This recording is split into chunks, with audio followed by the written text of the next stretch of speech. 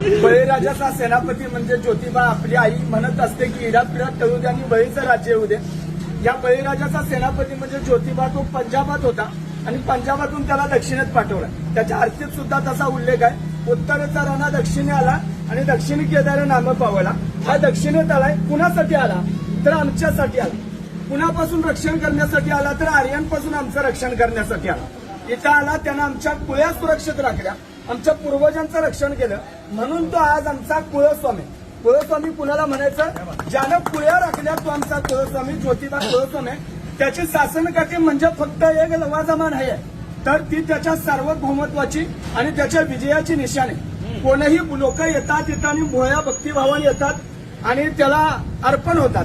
महत्वाचा मुद्दा असा की या बळीराजाचा सेनापती ज्योतिबा त्याचे 7 भागातले खंडणी वसूल करणारे अधिकारी म्हणजे खंडोबा, शेतातला महसूल गोळा करणारा अधिकारी म्हणजे म्हसोबा आणि इथनं कोकणात ज्यावेळी माल घेऊन जायचे लोक त्यावेळी जर ज्योतिबाला टॅक्स दिला नाही तर ज्योतिबाला खेटे घातले जायचे. खेटे कशासाठी? आज पोलीस स्टेशनला जसे खेटे असतात तसे खेटे. आणि आज आपण वेगळ्या कारणाने खेटे घालतो, माझी नोकरी लागू दे, मला मूल बाळ होऊ दे, त्याच्यासाठी नाही.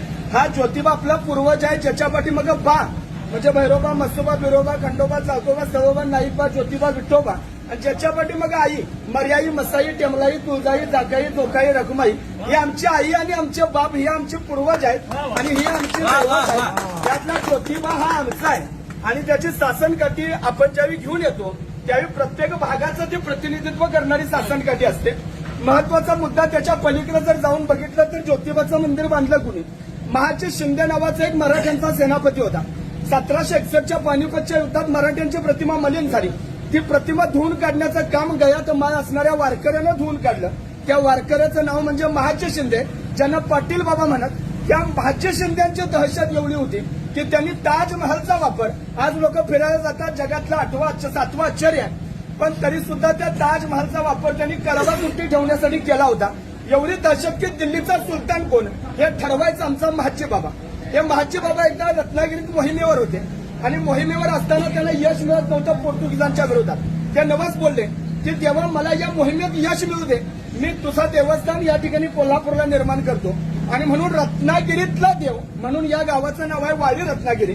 रत्नागिरीतला ज्योतिबा इथं येऊन बसले. ज्योतिबा हे या गावाचं नाव नाही, ज्योतिबा हे या देवाचं नाव आहे. ज्योत, ज्योत म्हणजे ज्योत आहे, ते ज्योत म्हणजे नांगर. हा शेतकऱ्यांचा कष्टकऱ्यांचा राजा आहे. म्हणून याला तुम्ही आम्ही भोळे भाविक बघत आहोत. इथं कुठलेही त्याच्यासाठी मोठा गाजावाजा नाही किंवा कुणी प्राणबळी कसलाही हत्या नाही. सर्वसामान्य लोक येतात, गुलालाच्या मुठी आनंदाने उधळतात. आपल्या लेकराबाळांची, पोराबाळांची, ढोरागुरांची या सगळ्यांची राखण करणारा तो महाक्षत्रपाळ आहे आणि म्हणून त्याच्या गुलालाच्या मुठी आपण भरून वाटून आपल्या कपाळावर लावतो.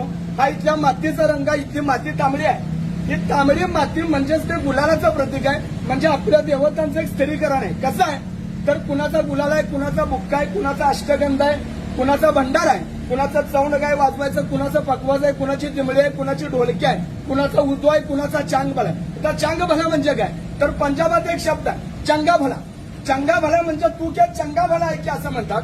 तर चंगा भला म्हणजे उच्च दर्जाचा आणि तो अपभ्रंश होऊन या ठिकाणी तो नामघोष तयार झालेला आहे की ज्योतिबाच्या नावानं, ज्योतिबाच्या नावानं, ज्योतिबाच्या नावानं. अप्रतिम.